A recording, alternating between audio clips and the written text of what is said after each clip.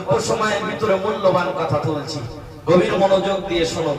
আমার আম্মা জানদের আমি মনোযোগ চাইছি, যেখানেই আছেন আমার আওয়াজটা যদি শুনে থাকেন তাহলে মনোযোগ দিয়ে শুনুন।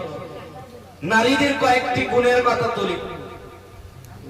দিনদার নারী আল্লাহর কাছে অনেক মূল্যবান, জোরে বলুন সুবহানাল্লাহ। নবীজি বলেছেন আদ-দুনিয়া কুল্লুহা মাতা ওয়া খায়রু মাতা'আদ দুনিয়া আল মারআতুস সালিহা। নবীজির সোনার জওয়ানের কথা শোনাচ্ছি, আম্মা জান গভীর মনোযোগ দিয়ে শুনুন। নবী বলেন দুনিয়াটাই সম্পদ। কি বলছেন? দুনিয়াটাই সম্পদ।